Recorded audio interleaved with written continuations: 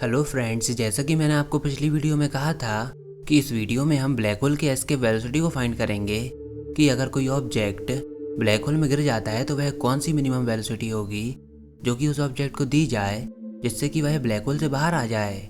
यानी कि escape velocity एक ऐसी वेलोसिटी होती है जो कि अगर किसी ऑब्जेक्ट को दी जाए तो वह ऑब्जेक्ट उस सेलेस्टियल बॉडी से एस्केप कर जाता है, बाहर आ जाता है। लाइक हमारी अर्थ की एस्केप वेलोसिटी है 11.19 किलोमीटर पर सेकंड। यानी कि अगर कोई ऑब्जेक्ट हमारी अर्थ पर है और अगर उस ऑब्जेक्ट को स्पेस की डायरेक्शन में 11.19 किलोमीटर पर सेकंड की वेलोसिटी दी जाए तो वह ऑब्जेक्ट हमारी अर्थ से एस्केप कर जाएगा और स्पेस में एंटर हो जाएगा।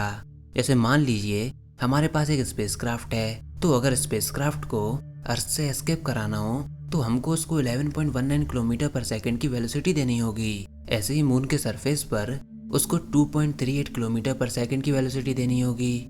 और अगर सन की सरफेस की बात करें तो उसको 600 किलोमीटर पर सेकंड की वेलोसिटी देनी होगी। और ऐसे ही सन की पोजीशन में मिल्की वे गैलेक्सी की एस्केप वेलोसिटी है 550 किलोमीटर पर सेकंड।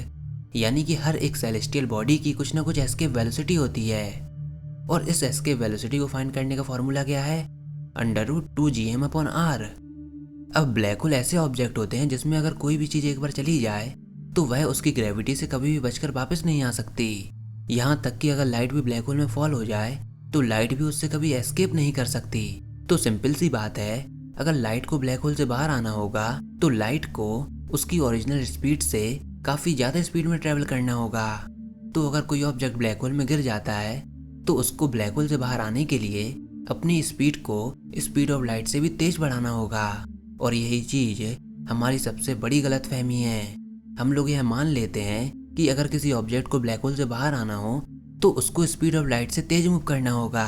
तो फ्रेंड्स, आज इस वीडियो में हम ब्लैक होल की एस्केप वेलोसिटी के बारे में जानेंगे।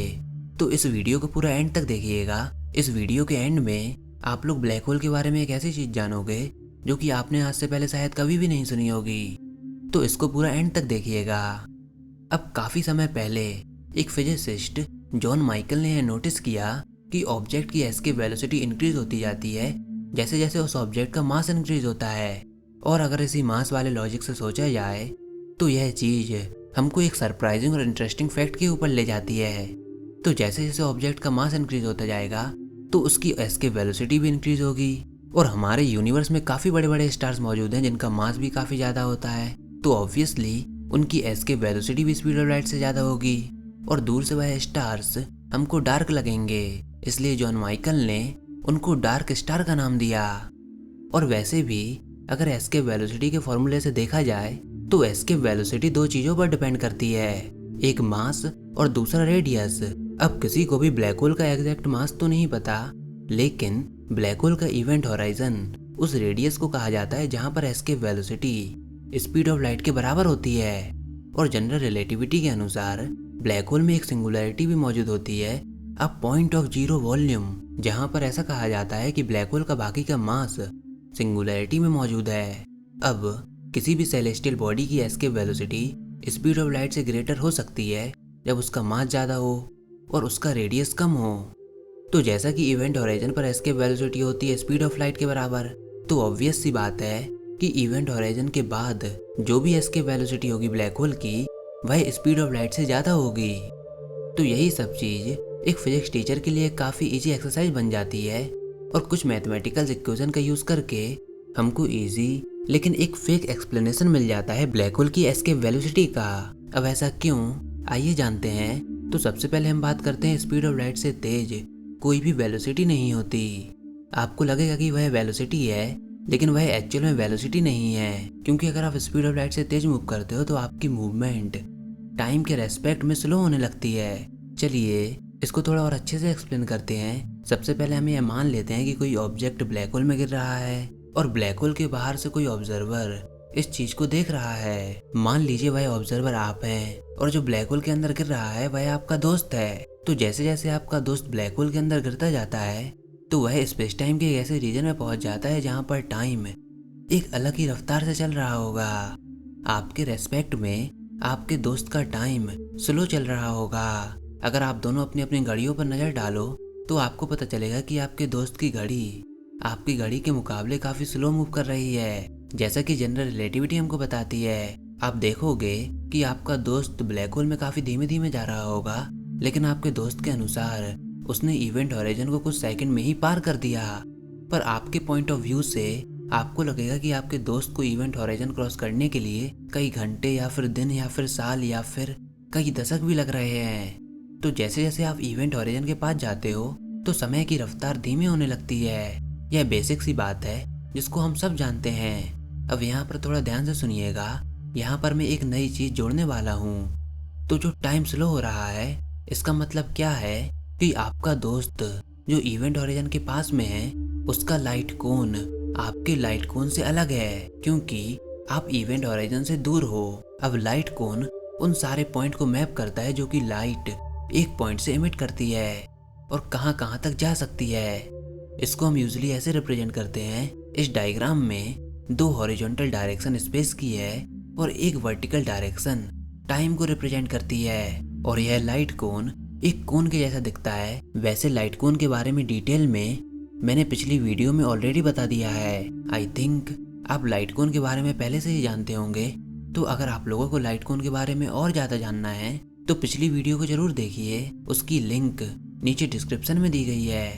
तो नॉर्मली लाइट कोन का शेप ऐसा होता है, लेकिन स्पेस टाइम का वो रीजन जहाँ पर कर्वेचर काफ़ी ज़्यादा होता है, यानी कि मास काफ़ी ज़्यादा होता है, जैसे कि ब्लैक होल के पास में, तो वहाँ पर लाइट कोन नैरो होने लगता है। ऐसा क्यों? कर्वेचर के कारण, क्योंकि लाइट का रास्ता चेंज हो जाता है। आप इस डायग्राम में देख सकते हो कि लाइट कोन थोड़ा नैरो हो चुका है। यहाँ पर जो एक डैश लाइन है वही इवेंट हॉराइजन को रिप्रेजेंट करती है। तो जैसा कि आप यहाँ पर देख सकते हो कि लाइट कोन इवेंट हॉराइजन के अलोंग है, यानी कि लाइट कोन की वर्टिकल एक्सिस यानी कि टाइम की एक्सिस इवेंट हॉराइजन के पैरेलल होती है, जैसा कि आप इस डायग्राम में देख सकते हो। तो यानी कि हम इवेंट हॉराइजन को उन सारे पॉइंट्स का सेट भी कह सकते हैं जहाँ पर लाइट के पास ऐसी प्रॉपर्टी हो। लेकिन अब सबसे इम्पोर्टेंट, जब लाइट कोन इवेंट हॉराइजन के अंदर जाता है तो लाइट कोन ट्रिप हो जाता है। मतलब लाइट कोन की जो टाइम एक्सिस है वह सिंगुलैरिटी की तरफ पॉइंट करने लगती है। आप यहाँ देखिए कि जो टाइम की एक्सिस है वह सिंगुलैरिटी की तरफ पॉइंट कर रही है। पहले जो एक्सिस इवेंट हॉराइजन के संग पैरेलल थी, वही टाइम की एक्सिस अब सिंगुलैरिटी की तरफ पॉइंट कर रही है। और यही सबसे बड़ी बात है। इससे हमको यह समझ में आता है कि सिंगुलैरिटी कोई स्पेस में पॉइंट नहीं है, बल्कि सिंगुलैरिटी टाइम का एक पॉइंट है। जो हम मानते थे कि सिंगुलैरिटी स्पेस में एक पॉइंट होता है, तो ऐसा नहीं है। सिंगुलैरिटी दरअसल टाइम का एक पॉइंट होता है। अब जब लाइट कोन का फ्यूचर लाइट कोन ब्लैक होल की सिंगुलैरिटी की तरफ पॉइंट कर रहा है, वहीं दूसरी ओर पास्ट कोन ब्लैक होल के बाहर पॉइंट कर रहा है। अब इससे हमको क्या समझ में आता है कि अगर आपको ब्लैक होल से बाहर आना हो तो आपको लाइट से तेज चलने की जरूरत नहीं है, बस आपको टाइम में पीछे आने की जरूरत है। यानी कि अगर कोई ऑब्जेक्ट ब्लैक होल में गिर जाता है तो बाहर आने का केवल एक ही रास्ता है, टाइम में बैकवर्ड आना।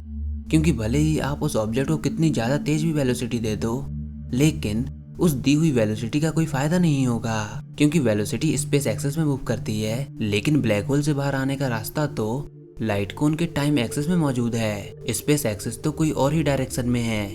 जबकि अगर आपको ब्लैक होल से बाहर आना हो तो आपको टाइम एक्सिस में ट्रेवल करना होगा, यानी कि समय में पीछे आना होगा।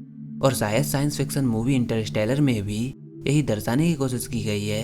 जब फिल्म का मेन कैरेक्टर ब्लैक होल में गिरने लगता है और जब गिरते गिरते जब वह सिंगुलैरिटी में पहुंच जाता है तो वह एक्चुअल में डिस्ट्रॉय नहीं होता, बल्कि वह टाइम के एक पॉइंट पर पहुंच जाता है, यानी कि अपने ही लाइफ के एक टेसरेक्ट में फंस जाता है। आई थिंक आपने इस चीज को जरूर नोटिस किया होगा कि सिंगुलैरिटी में जाने पर भी उसकी डेथ क्यों नहीं होती, क्योंकि वह टाइम के एक पॉइंट में पहुंच जाता है। तो ऐसा बिल्कुल हो सकता है कि ब्लैक होल की सिंगुलैरिटी स्पेस का कोई पॉइंट ना होकर टाइम का एक पॉइंट हो। और ब्लैक होल की एस्केप वेलोसिटी क्या होगी? कोई स्पीड नहीं होगी, बल्कि क्या होगी? Travel backward in time. I think अब आपको ब्लैक होल की एस्केप वेलोसिटी के बारे में क्लियर हो चुका होगा।